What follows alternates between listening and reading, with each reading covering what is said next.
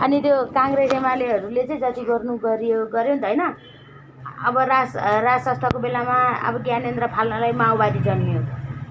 अनि के अरे माओवादी जन्मेपछि अब माओवादी आयो। माओवादी सँगसँगै काङ्ग्रेस एमाले उनीहरू सँगसँगै माओवादीलाई नराम्रो बनाउँदै उनीहरू सँगसँगै सत्तामा गयो क्या। काङ्ग्रेस एमाले सत्तामा गयो। काङ्ग्रेस एमाले सत्तामा गएपछि पनि भ्रष्टाचार नियन्त्रण भएन। अब हाकाकी पहिला पहिला लुकी लुकी चोर्ने, लुट्ने, डकैती गर्ने, लुकी छिपी गरेर खान्थ्यो। अब हेर्दा हेर्दा अहिले त हाकाकी नै अब लुक्ने, के अरे चोर्ने, फटा गुन्डा भ्रष्टाचार त हाकाकी नै गर्ने भयो। त्यसरी हाकाकी भ्रष्टाचार गरेपछि त जनताले विरोध गर्यो। जनताले विरोध गरेपछि त सत्ता उनीहरूकै हातमा भएपछि त फेरि एमाले जो भ्रष्टाचारमा मुद्दा परेहा, जसलाई चाहिँ के अरे ज्यानमारामा मुद्दा परेहा, त्यसलाई नै फेरि सफाइ दिने, त्यसलाई नै फर्काएर सरकारमा राख्ने गर्यो नि त। यो त सबै जनताले देखेकै कुरा हो। यो सबै जनताले देखेकै कुरा हो। काङ्ग्रेस एमाले त्यस्तो गर्ने नि त।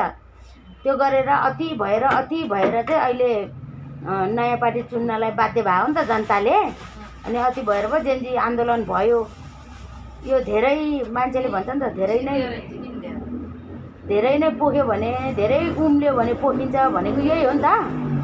अब हेर्दा हेर्दै जनताकै करले के अरे उनीहरू खानु छ, हिँड्नु छ। अनि जनतालाई उल्लु बनाउने, जनताकै अगाडि जाने बलात्कारीलाई, जाने ज्यानमाराहरूलाई, जाने भ्रष्टाचारीलाई नै सरकारमा लाने, कुर्सीमा राख्ने गरेपछि अनि जनताले सहन्छ त।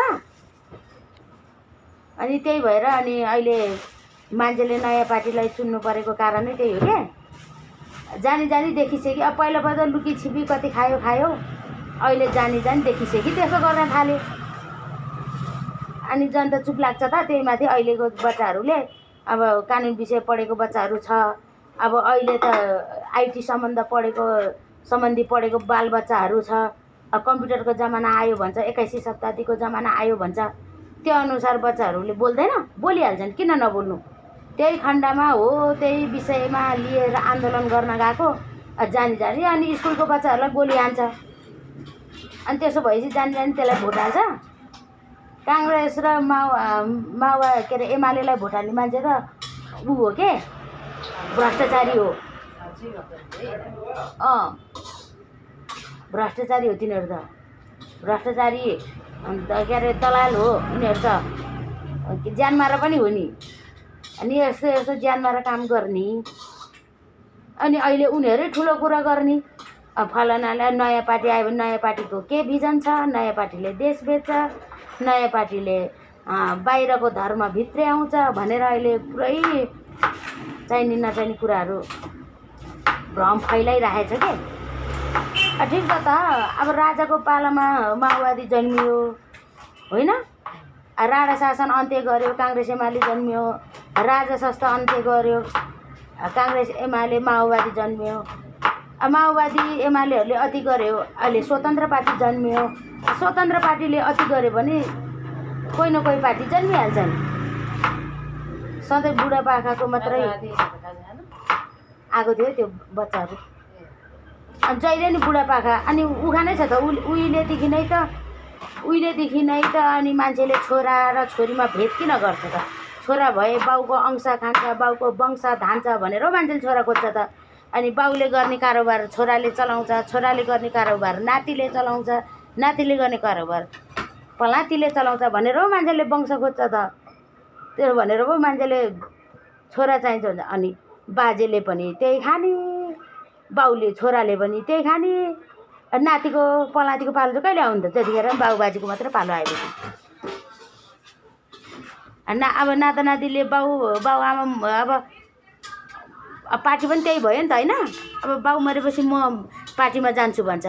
अब बाउ मरेपछि ऊ पार्टीमा गयो भने उसको क्षमतै पुगेको हुँदैन, के भिजन छ के छ भन्छ। अर्काले सिटमा जानै दिँदैन। अनि नाति पलाती खलातीको पालो त कसरी आउँछ त। अब नयाँ युवाहरूसँग सोच मिलाएर हिँडे पो तिनीहरूको पनि पालो आउँछ होइन भनेर अनि त्यही कुरा गरिराखेको। अनि त्यो कुरा गर्दाखेरि अनि त्यो दुईजना चाहिँ पालुङ भाइ चाहिँ सुन्दैन। म नयाँ पार्टी भन्छ मैले। अनि ऊ चाहिँ सुन्दैन अनि नयाँ पार्टी नि केही गर्दैन भन्छ। ठाउँ पाउनु पऱ्यो नि केही गर्ने कि नगर्ने भन्ने त होइन। ठाउँ नै नपाएपछि कसरी केही गर्छ त, त्यही कुरा गरेको। अनि उनीहरू चाहिँ होइन काङ्ग्रेसलाई हाल्नुपर्छ, एमालेलाई हाल्नुपर्छ, पुरानो पार्टीलाई हाल्नुपर्छ। अहिले जसरी नि नयाँ पार्टी आउँछ नहुने असम्भव भन्ने कुरा केही पनि हुँदैन।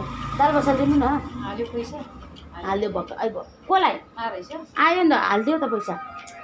ए